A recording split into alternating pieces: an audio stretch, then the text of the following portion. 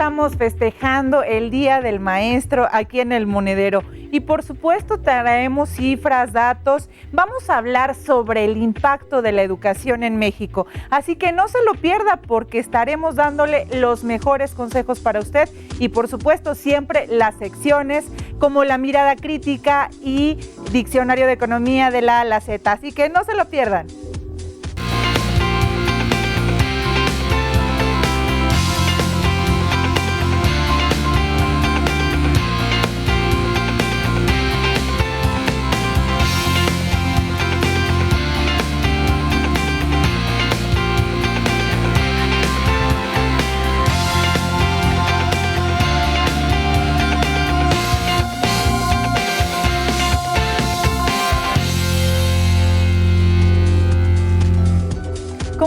Muy buenas noches, un gusto estar con ustedes como siempre en El Monedero hablando de los temas que más le interesan a usted y a su monedero y con el agrado de siempre doy la bienvenida a mis amigos y compañeros de conducción. Román, ¿cómo estás? Buenas noches. Hola, buenas noches a todos los compañeros profesores, sobre todo también a los que nos acompañan del Instituto de Ciencias de Gobierno, además de la Facultad de Contaduría Pública de la UAP. Buenas noches a todos y felicidades.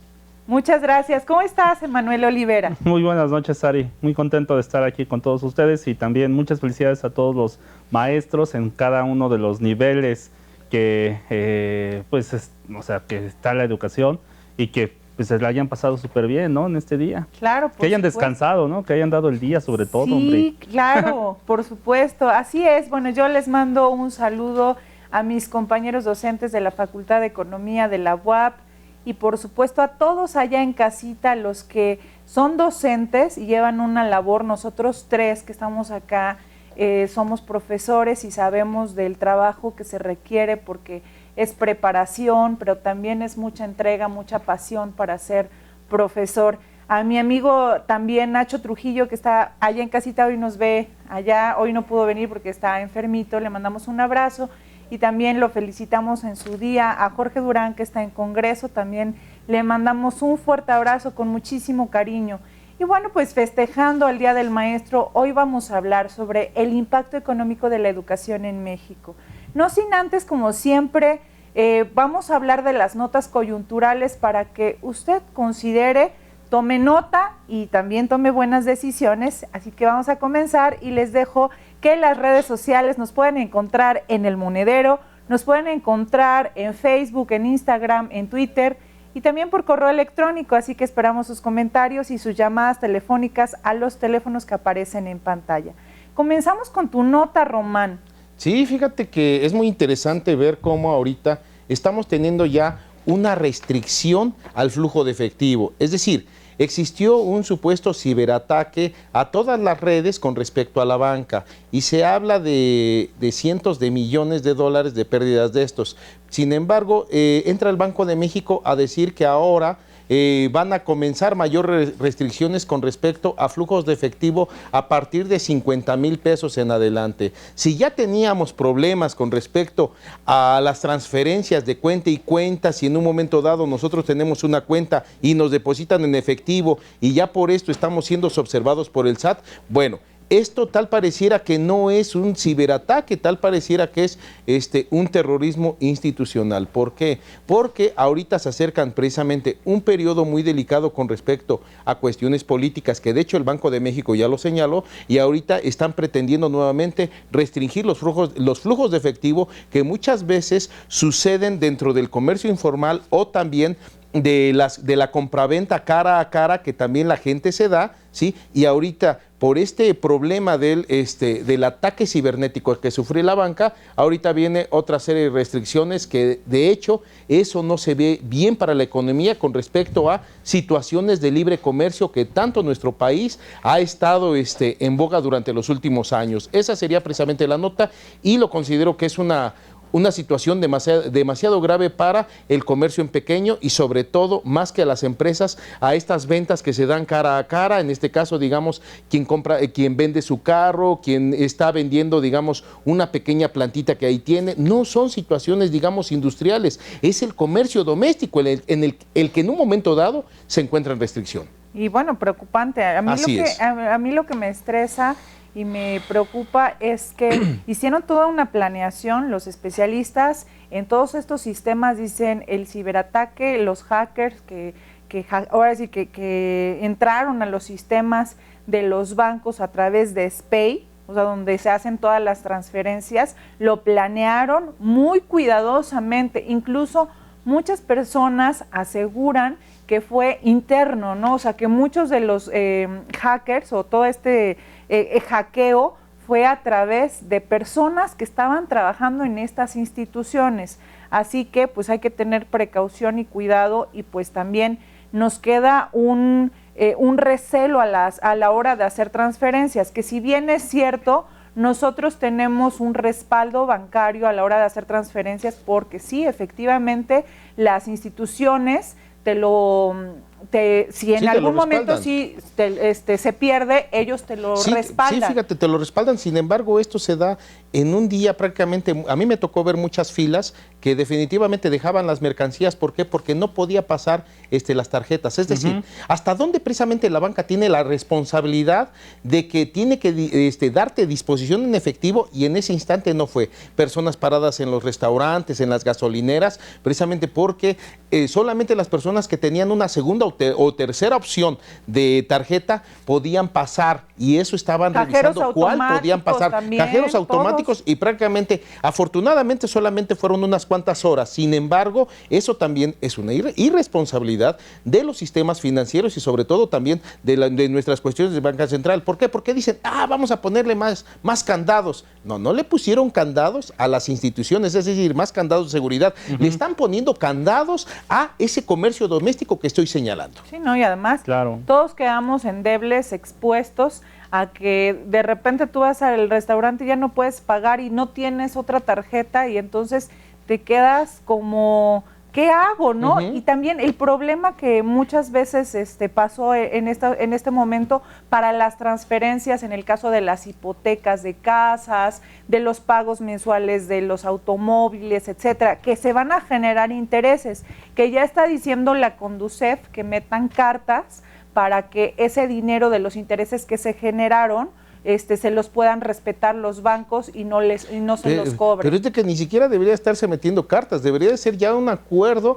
de la banca central con la banca comercial para que eso suceda. Es decir, entonces, ¿para qué los tengo yo como autoridades si yo todavía tengo que hacer uso de mis derechos con respecto al derecho de petición, valga la redundancia, para que me hagan caso en esto? Y la persona que no lo sabe hacer, la persona que no tiene tiempo para hacerlo, ese es un problema muy grave que considero yo que ataca incluso a las cuestiones de el federalismo económico. Sí, así Totalmente. es, ¿no? Me llama la atención que le dices terrorismo institucional, doctor. Así es, bueno, desde que yo así lo veo, porque precisamente razón, yo simplemente pongo a la institución, yo mismo la pongo en crisis. ¿Para qué? Para que ahora me estén registrando las cuestiones del comercio en pequeño.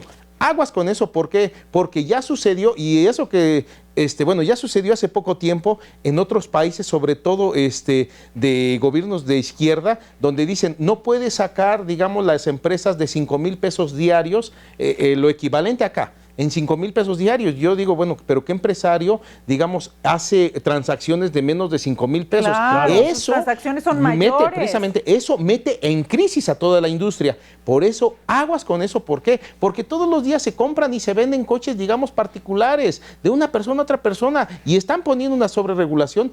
Eso restringe el comercio y sobre todo los efectos multiplicadores que pueda tener el dinero también se restringen y cae todo eso. Coincido contigo. Además. Bueno, pues vamos a ver qué sucede en los siguientes días, pero de entrada ese es un impacto negativo hacia la economía porque puede contraerla, dado que todos tenemos expectativas negativas de lo que sucedió. Y otra nota muy interesante es pues que la OCDE, la Organización para la Cooperación y el Desarrollo Económico, hace una evidencia de lo que ya muchas mamás sabemos. Y es que ellos dicen que nosotras las mexicanas trabajamos 3 veces más que el promedio de los países.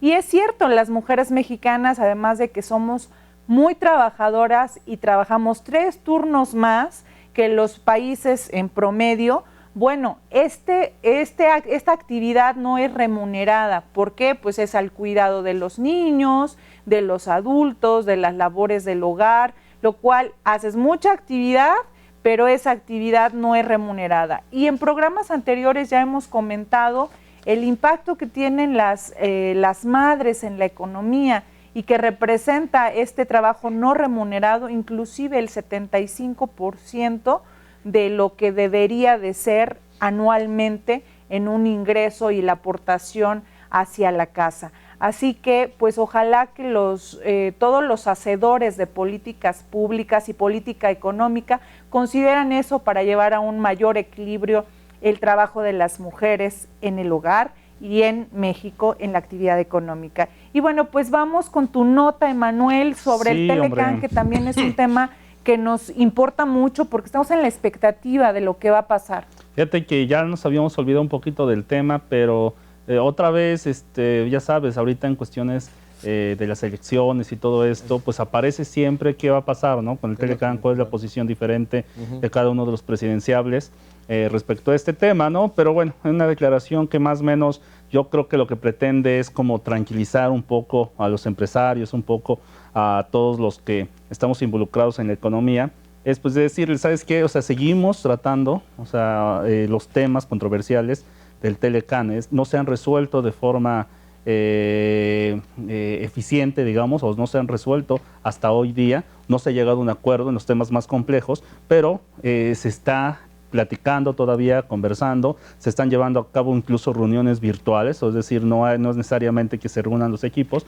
sino reuniones virtuales, y eso pues, evidentemente contribuye a generar tanto por un lado cierta incertidumbre, es decir, no hay todavía claridad sobre los temas complejos, pero por otro lado también pues ven cómo fue la respuesta del peso frente al dólar. 20 con 20. Así es, de alguna manera, pues ya, o sea, ustedes saben que ese tema mueve el tipo de cambio, lo está moviendo de manera importante y pues la verdad es que se me hace, desde un punto de vista económico, se me hace una actitud, digamos, responsable, decir, ¿sabes qué? Seguimos negociando, el Tratado de Libre Comercio no tiene ahorita está en algunas cosas en stand-by, no necesariamente tenemos que tener una fecha límite para llegar a acuerdos y entonces pues seguimos, ¿no? La pregunta es que mientras siga esta incertidumbre en cuanto a ciertos temas, pues también el peso y muchas de las decisiones de los empresarios, de la industria, se van a seguir moviendo. Así es, pues de hecho uno de los puntos que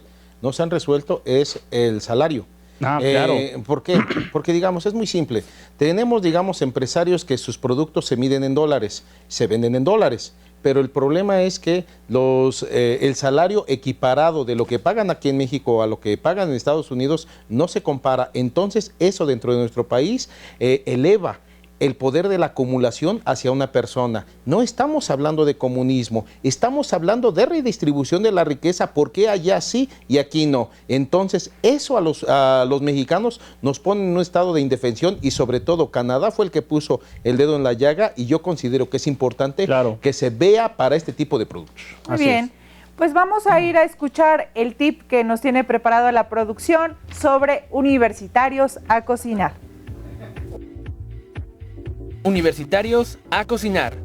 Puede parecer más sencillo, pero comer fuera de casa hará desaparecer tu dinero más rápido de lo que imaginas. Haz una lista de ingredientes que te pueden servir para cocinar a lo largo de una semana. Verás que tu dinero rendirá más e incluso podrás darte un postre de vez en cuando. Vamos a una pausa y volvemos.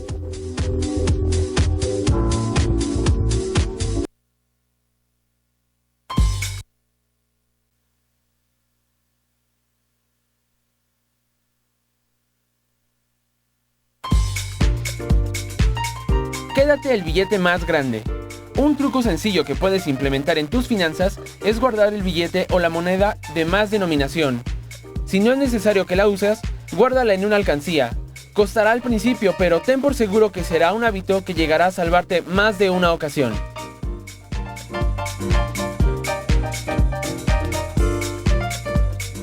Regresamos a tu programa El Monedero y estamos hablando del impacto económico de la educación en México. Aquí con los especialistas estamos comentando muchos temas, estadísticas sobre lo que sucede en nuestros tiempos en México y en la educación. Bueno, antes que nada quiero felicitar a Anita Díaz, que siempre nos sigue en el programa El Monedero. Le mando un fuerte abrazo hoy en su día también, y a todos los que nos están viendo a través también de las redes sociales. Vamos a comenzar con Román para que nos comentes el panorama de la educación en México, Román. Fíjate que en la cuestión del panorama de la educación en México no es tan halagador. ¿Por qué? Porque de cada 100 alumnos que en un momento dado entran en el kinder, solamente, ¿sí?, 10 están llegando a la educación superior. De estos 10, solamente 4 están llegando a un posgrado. De estos 4, solamente el 0.5 está terminando un doctorado. Es decir, dentro de una visión global, existen países que están titulando 1000 doctores al año. Nosotros estamos solamente titulando el 0.5 de un doctor en algunas ramas. Si ya somos más exigentes, podríamos estar titulando hasta 5 doctores, ¿sí? Y esto es precisamente porque las propias personas no encuentran un estímulo del por qué estar estudiando cuando pueden decidir comenzar precisamente a trabajar para poder acumular, poder casarse o poder hacer vida. Entonces, la situación de que de cada 100 personas que empiezan en el kinder solamente estamos teniendo uno o dos doctores van a surgir, son demasiado pocos para lo que nosotros tenemos dentro de la expectativa del propio país. Por tanto, si en un momento dado las instituciones educativas, el gobierno y las familias no empiezan a trabajar en conjunto para que esto se eleve, pues definitivamente no va a ser una opción. Ahora, dentro del propio esquema de salarios, y ya se manejaba hace algunos años con Rafael Segovia, que eran los profesores los que en un momento dado sostenían ideológicamente la situación del país, pero estamos hablando de los años 60. ¿Qué pasa cuando estos profesores quedan simplemente a la deriva en los años 90? Es decir, el nivel de compra que tienen los profesores comienza a bajar demasiado, que tienen que buscar 2 o 3 empleos o empleos desde casa. Entonces dejan de tener ese compromiso social porque deben ellos de asumir una responsabilidad todavía más fuerte para poder sufragar esos grandes espacios que dejó de tener el ingreso del profesor en México, y esto nos ha generado precisamente toda una clase de profesores que muchos de ellos no tienen ya una corresponsabilidad social directa. ¿Por qué? Porque están viendo primero el gasto familiar y posteriormente la cuestión de la formación. El problema que tenemos nosotros de fondo es que muchos de estos profesores también se están fugando del país. ¿Por qué? Porque también hay otros países que tienen un déficit en la formación de profesores, y nuestro país, al tener, digamos, menos oportunidades hacia ellos, simplemente los están importando. Es decir, los mexicanos estamos pagando muchas veces por medio también de becas a este tipo de profesores de alta competitividad, y se están yendo al extranjero. ¿Por qué? Porque hay mejores oportunidades en otros lados. ¿Qué te parece, Ari? Pues preocupante el panorama, porque fíjate que uno de los datos que yo te puedo mencionar sobre lo que comentabas respecto a que cada vez nos doctoramos menos personas es porque el índice de desocupación y desempleo está enfocado a las personas de educación superior. O sea, ha incrementado para las personas que más estudiamos y más nos preparamos, ha incrementado este índice de desocupación. Lo que quiere decir es que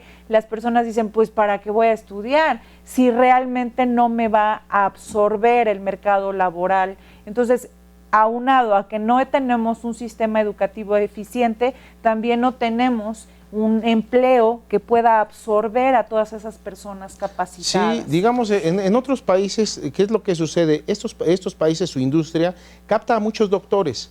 ¿Qué es lo que sucede en nuestro país? ¿Quiénes son los que captan a los doctores? Las instituciones educativas. Es decir, nosotros también debemos de cambiar de mentalidad con respecto a las personas de alta formación para que se integren a un mercado laboral, incluso industrial, ya sea privado, o que vendan, digamos, sus esfuerzos en lo privado, o se integren a estas mismas empresas de alta especialidad, porque también el sistema universitario no puede estar absorbiendo también a todos. Emanuel Olivera. Fíjate que yo, bueno, estoy involucrado ahí con las bases de datos estas de movilidad social. Ves que el INEGI también se puso ya, dado que es un interés demasiado importante hoy día, también hizo su encuesta de movilidad y bueno, instituciones como el SEI que también tienen un gran interés, experiencia en este caso. Fíjate que uno de los grandes temas a analizar pues ha sido la educación, ¿no? Y lamentablemente lo que tenemos aquí de entrada un panorama pues que evidentemente no es favorable, es que muchas de las personas que están en los quintiles, imagínate que hacemos, para que más o menos me dé a explicar para todos, partimos la distribución de ingreso de varias partes, ¿no? En este caso en 5 o en 10 partes. Lo que encontramos es que los que van a tener siempre mayores oportunidades de educación son los que están en los quintiles o en los deciles de ingreso más altos, ¿no? Y evidentemente las oportunidades parece ser que están atoradas, ¿no?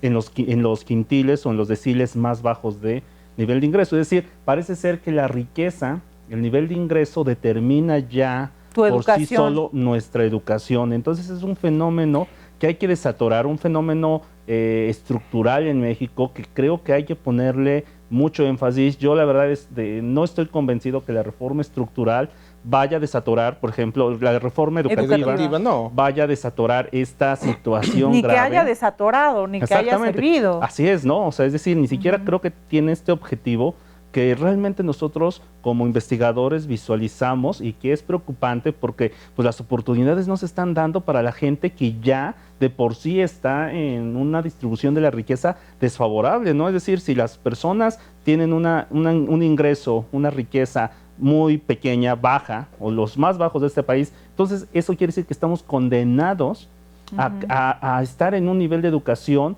muy bajo de la misma forma, y eso evidentemente no va a promover la movilidad social, no va a promover que podamos tener mejores oportunidades, porque evidentemente las oportunidades parece ser que las acaparan, ¿no? Los de altos ingresos, la gente que tiene más riqueza en este país, y evidentemente, bueno. Y hablando justamente de quiénes y cuántas son las personas que tienen más ingresos, el Coneval te menciona que un poco más del 20% solo son los que no son pobres. Exacto. Y no son vulnerables. El resto tenemos pobreza extrema, pobreza y personas vulnerables, ¿no? Así es. Entonces, los que tienen acceso a una mejor educación, pues desafortunadamente sigue siendo la institución privada en nuestro país, ¿no? Ahora imagínate que también como resultados de estas encuestas, pues podemos decir que hoy día la educación es el único medio para moverte socialmente. Es decir, no hay otro. Es decir, no es de que tú vayas ahorita a buscar una oportunidad en una empresa y que te la puedan ofrecer o que tú mismo, porque pues tú sabes que todo, incluso en la política, todo es como más reducido, ¿no? Los puros amigos. Las relaciones sociales. Las relaciones sociales son determinantes. Si tú vas a... Tu capital social, que le llamamos, ¿no? Exacto, si tú vas a una Ibero, una UDLA, pues tú sabes que tú tienes ahí un capital social muy importante. Sin embargo, y evidentemente se acaparan las oportunidades. Entonces, aún así, aún con todo, hoy la educación sigue siendo el medio para crecer, o sea, es decir, el único medio como el que más tenemos, los que no tenemos relaciones sociales, los que no tenemos padres ricos o de origen, de padres ricos, pues el único medio que tenemos es la educación para ascender en una escala social, y de ingresos. Y de ingresos, pues que nos permita obtener las oportunidades que de por sí están como monopolizadas por los de altos ingresos. Uno de los problemas precisamente que también hemos discutido muchas veces es no nada más qué formo, sino cómo los formo. Es decir, cómo yo le meto al propio alumno el interés por la acumulación, el interés no nada más de la acumulación, sino de su corresponsabilidad social que tiene con sus propios empleados y todo ello. ¿Por qué? Claro. Porque también no nada más se trata de llegar para estar absorbiendo todo ese ingreso. Todo eso es algo que en Europa se ha estudiado mucho y de hecho ellos tienen otra mentalidad con respecto al salario. Y que lo vamos a comentar regresando del siguiente consejo que la producción nos tiene preparado y regresamos. Haz un presupuesto. A menos que tengas que pagar renta o transporte, los gastos que tienes como estudiante pueden controlarse fácilmente, pues son libros, copias, comida, impresiones. Toma papel y pluma y comienza a enlistar en qué estás gastando en la semana. Podrás darte cuenta que muchas veces podrías ahorrarte esos antojos, y si los ahorras podrás disfrutarlo con alguna salida entre los amigos.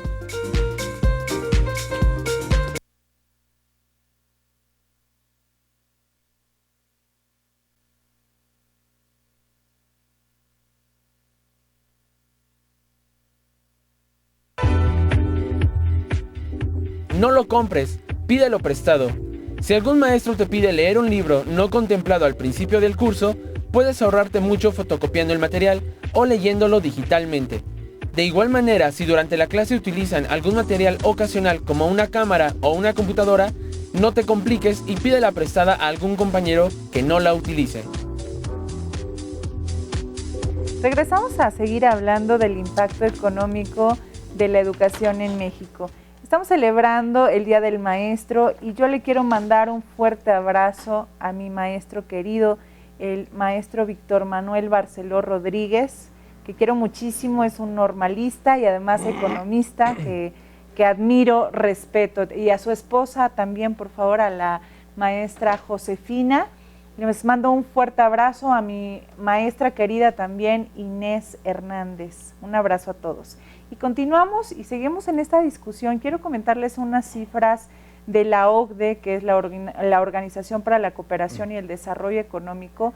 Dice que en México se concentra la mayor población que solo ha concluido la secundaria, pero que las personas que hemos tenido la oportunidad de llevar nuestra educación a un nivel superior, tenemos 56% más probabilidades de ganar un salario mayor que, por supuesto, los de secundaria. Entonces, quiere decir que ganamos 56% más que este sector y que somos menos vulnerables a sufrir depresión o ataques depresivos, dado que nosotros tenemos mayor facilidad en encontrar empleo.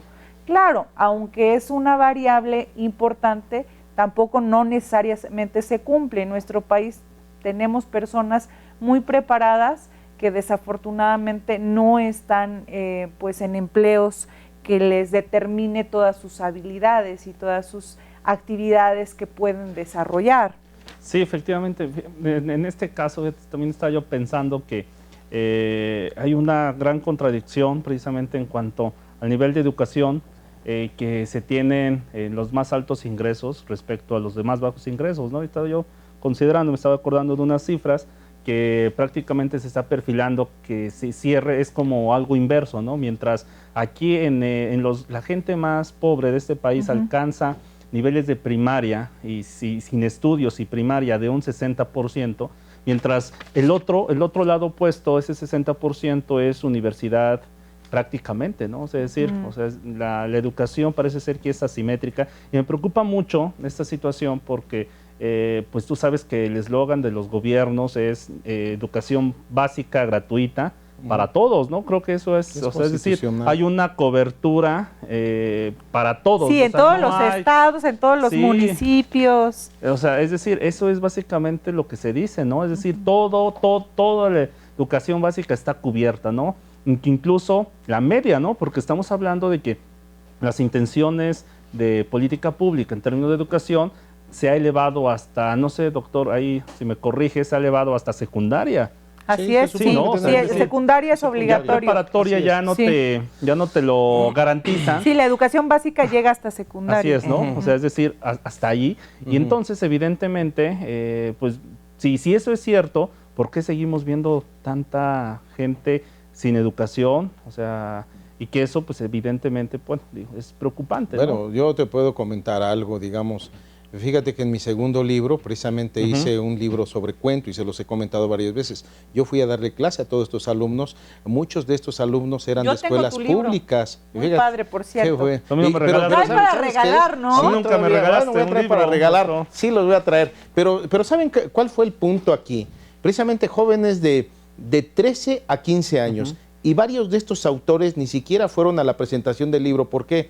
Porque fueron a trabajar, es decir, fue su mamá, fue su hermano, precisamente a decir que el autor no había podido ir porque había ido a trabajar. Es decir, ¿cómo está nuestro sistema económico, social, familiar?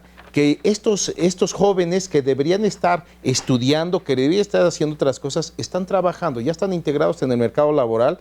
Entonces, ¿cómo nosotros estamos tratando de cambiar un paradigma a 30 años si nosotros no le estamos dando las herramientas básicas, desde alimentación, educación, seguridad social, seguridad pública, es decir, toda una certeza que les permite a ellos desarrollarse sin esa preocupación de qué voy a comer mañana. Ese es un peligro precisamente que nosotros tenemos y es algo de lo que hace rato hablábamos con respecto al TLC. ¿Cómo yo voy a hacer incrementar el salario sin que esto sea inflacionario? Porque algunos dicen, no, más dinero es más inflación. No, sin que sea inflacionario, porque el mercado tiene que estar preparado precisamente para la redistribución de productos. Si mucha de la leche no se vende, no es porque estemos produciendo de más, sino porque la gente está gastando menos, claro, está ganando menos. Y entonces, si nosotros vemos que en el último año, y eso lo he dicho muchas veces, si en el último sexenio la leche costaba 9.50 y ahora está a 19.50,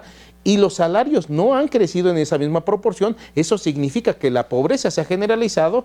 Y ¿cómo nosotros vamos a lograr dentro de los sistemas educativos socializar un cambio de mentalidad que nos permita cambiar ese paradigma de socializar riquezas? Sí, porque no solo es la educación en sí, no solo es que capacites al docente para que le dé una buena clase al alumno, sino que además sea todo algo estructural, no solo la educativa, sino sea alrededor del pequeñito. La alimentación es fundamental para el desarrollo de sus capacidades mentales. Por ejemplo, tú lo acabas de mencionar, y en la universidad vemos a muchos estudiantes que van a trabajar y por supuesto que no rinden lo mismo que un alumno que está al 100%. He tenido alumnos que trabajan en el turno de la noche y que literal se van a trabajar toda la noche, terminan a las 7 de la mañana y llegan a su clase de las 8 de la mañana.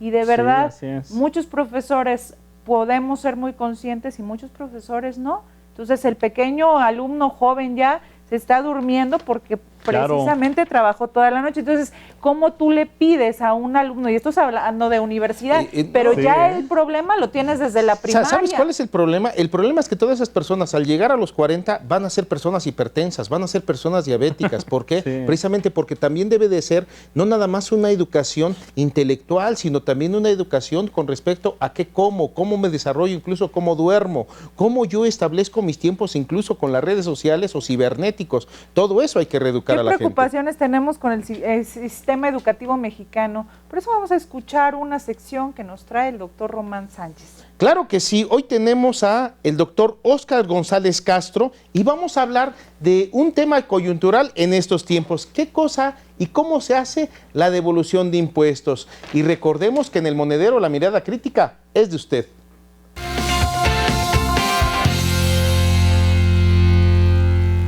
Hola, buenas noches. Así como lo comentamos en el estudio, maestro, quisiera yo preguntarles, si yo no he recibido mi devolución de impuestos, ¿qué debo de hacer?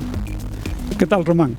Efectivamente, con esta época de la presentación de la declaración anual, ha habido unas situaciones de que las devoluciones no han salido oportunamente, o sea que no han sido depositadas en las cuentas bancarias de los contribuyentes.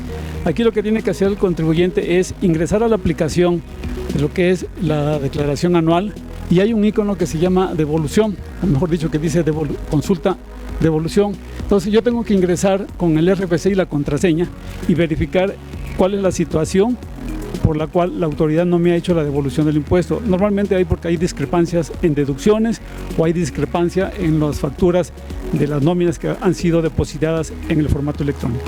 Maestro, quisiéramos saber entonces cuáles son las fechas en las cuales yo puedo hacer esta solicitud vía electrónica. Efectivamente, Román, una vez que han transcurrido más de 10 días y no veo que en mi cuenta aparezca el depósito, aquí es un lapso de tiempo que la autoridad consideró que podría haber sido devuelta el importe del saldo a favor. Sin embargo, por algunas validaciones se llega a retrasar más de 10 días hasta 20 días. Entonces aquí lo que recomendamos que transcurrido este plazo y una vez detectada las inconsistencias por parte de la autoridad fiscal, es recomendable que el contribuyente utilice el formato electrónico de devoluciones, que consiste en hacer mi devolución manual, ingresando, capturando la información de lo que es la declaración, más los CFDI que debo de incorporar y algunas deducciones personales correspondientes. Para estas fechas, lo que se recomienda es que verificar si ha transcurrido ya más de 20 días realicen esta petición de manera manual para que el propio contribuyente, de ahí contabilizamos otro plazo más largo, porque la revisión que hace la autoridad es más a detalle de la documentación. Si yo quiero hacer esa gestión de devolución, ¿qué documentos debo de anexar? La documentación que se tiene que ingresar son todos los FDI de las deducciones personales, agregar el estado de cuenta bancario donde aparece la clave estandarizada, que son 18 dígitos, y además los FDI de los ingresos cuando estos han sido diferentes a lo que la autoridad fiscal de manera inicial precargó en mi devolución.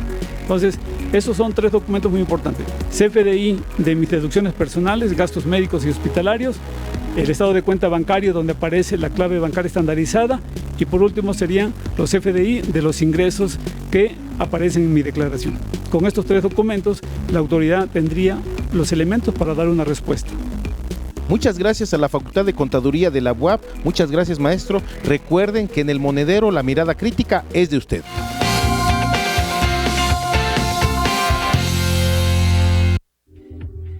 Tarjeta de crédito. Comenzar un historial crediticio puede sonar hermoso al principio, y lo es si tienes cuidado con las fechas de pago. Una administración indebida puede generarte un mal historial crediticio y dejarte una deuda muy grande.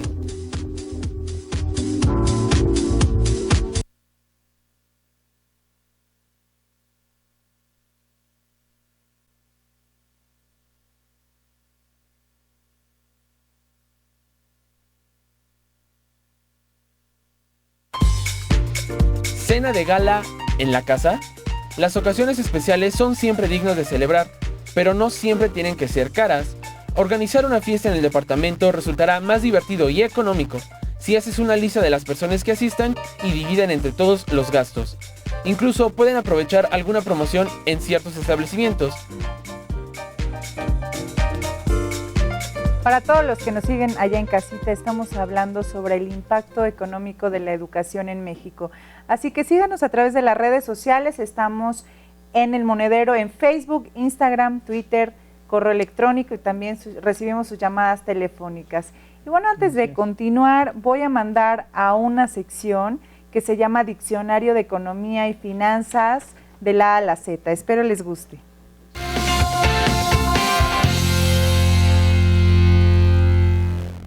¿Cómo están? Estamos en una emisión más de Diccionario de Economía y Finanzas de la A a la Z, y en esta ocasión les voy a hablar sobre economía de la felicidad.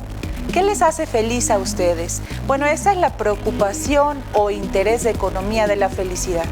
En el pasado decíamos que las personas entre más ricas o tuviesen más posesiones eran más felices. La economía de la felicidad trata de estudiar todas las variables económicas, sociales, psicológicas que pueden hacer a un individuo feliz. Y por supuesto hay variables muy subjetivas porque son cualitativas y otras cuantitativas. Entonces ya se ha desechado esa teoría de que un individuo entre más tiene, más feliz es, porque ahora lo que se ha encontrado con estas nuevas teorías es que la felicidad depende de muchos otros más factores que únicamente el ingreso. Adicionalmente, otra variable, otro concepto que podemos agregar es sobre el bienestar económico. ¿Qué es el bienestar económico? Bueno, pues ese bienestar es el que te da un cierto rango de poder adquisitivo en el cual puedes satisfacer diferentes necesidades económicas y financieras. Otra variable que tenemos es el costo de vida.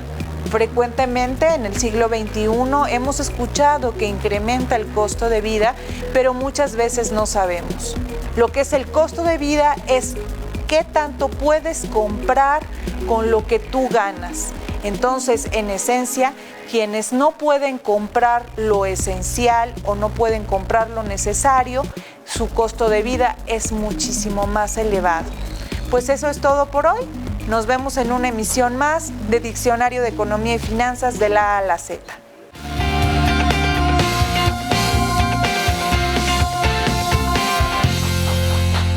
Muchas gracias. Pues esto es Diccionario de Economía y Finanzas de la A a la Z.